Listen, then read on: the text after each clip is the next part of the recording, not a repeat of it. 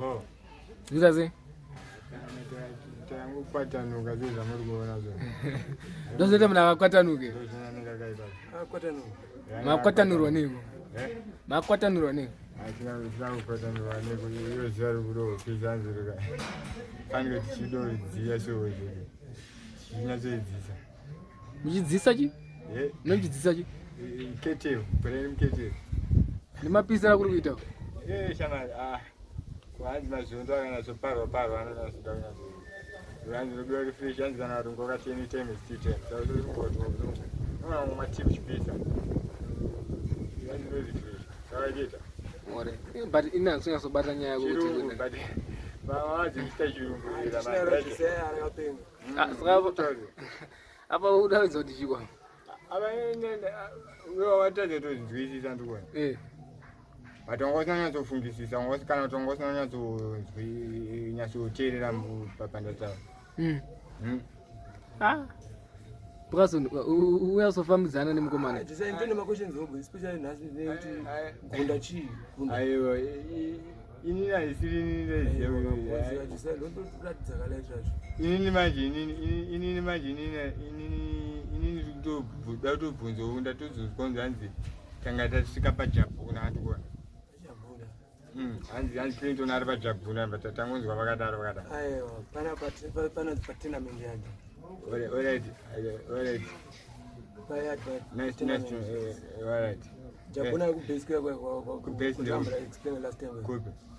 Aiwa, takapfura ipapo tozi unoona bana base yo, wazinga kubatika base leo. Awuzita enda baba. Wazinga kubatika base leo. Pane mari andapiwa. Yako. Alright. And 4 and 5. Zviriko. 4 and 5 DDF. Anomeka sure akusiona. And thank you so much. And so much thank you and thanks you kana uji penny unoketa. Saba 5 ya kupamba sei. Inoita sei? Chimbotudza kuti wakaiplanira. Ndamutambisa. Chimbomira kana. 5 antukona kuti tanga tiri mu breakfast tichifrya one fry. Tiri pa flying mode. Saka offline zvikanzi vana vanga varara sesatatu zvikanzi dhate kana kuti tanga takuti sunlight panext andikona. Alright. Oda interpreter. Friday. Madondi wanga onsemandi. Pavanga kuti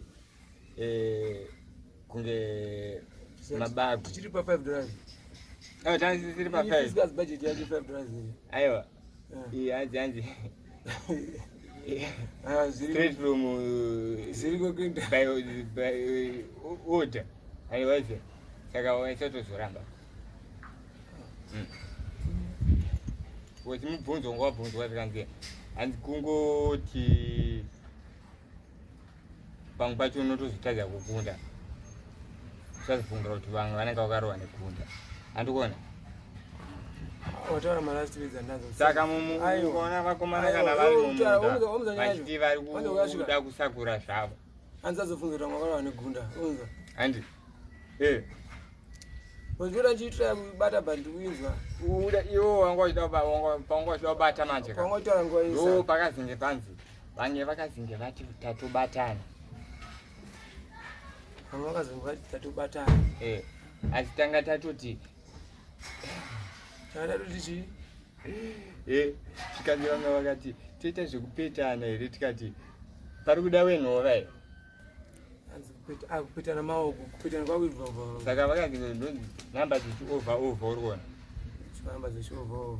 Vasikuchiziva. Ndakatufa. Yo language yako. Saka yo uona manje. Hapana kwataenda kana takarara tichirarama nevanhu vanga vakatofa andiona. Uza manje anza hapana kwataenda chi? Tine alright. Because uconnector. Hanzi ndo patikazinge tava uchidza kuti sekuru muromo une simba isitogara teta se.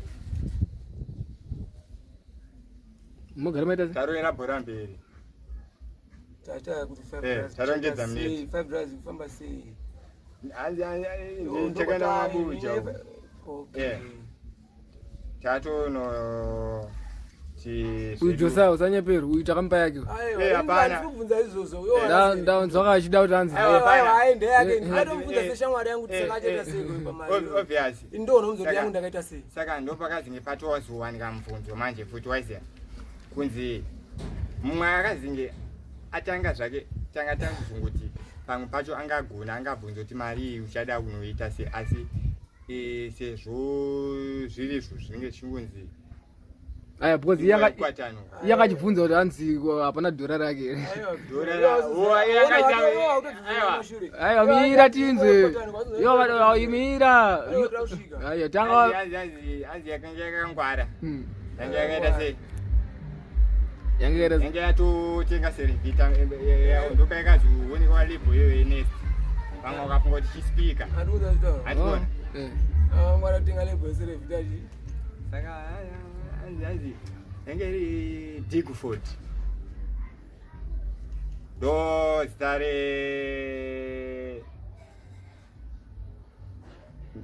mudzidzisi yekwaiticha waisiya adzidzisa kuDigford.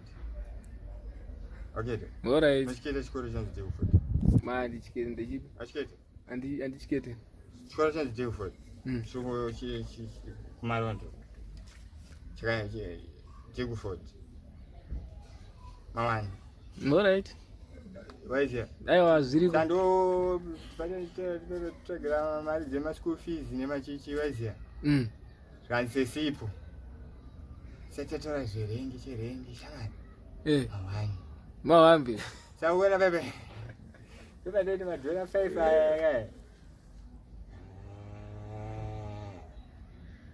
Mawani. Satatora rutsungana tudasi. Matoya. Aiwa munoita zvamunoita handi muri Jabhune munoita zveujabhuna Atikuona manje. Sabebe andikuona.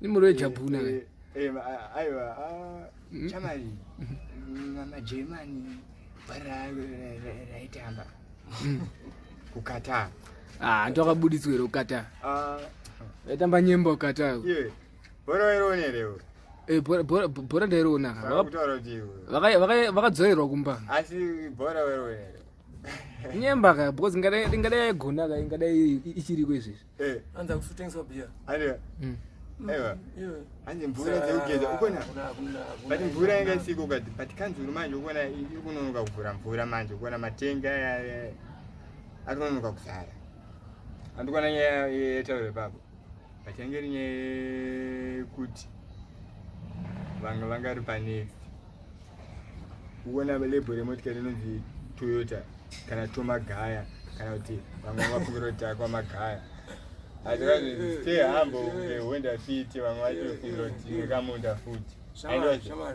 andikunzwa nyaya Ati yangu ya lunch. hanzi lunch sezvo sakazingetati Dari yangu ya lunch. vachikazingeta vabata vakambenga varamba Andi futi kulunch. makurovere Andi kulunch kunodya chikafu. chikafu chechi So isi chatoziva kuti vanhu vedombo havadyi chirwere chavainacho but chiri kushanisika manje chatiri kushanisika nacho ndechekuti why matoilet akabhuruka ozi so far vanhu vanoda abhurukisa matoilet avabhurukisa matoilet ozi kashoma amawani azviriko saka manje zvikutinetsa kuti ndikunzwa nzara. Iripo Mr. Josiah chiitai zvamunoita saka takwenda tea time chimboenda kuti time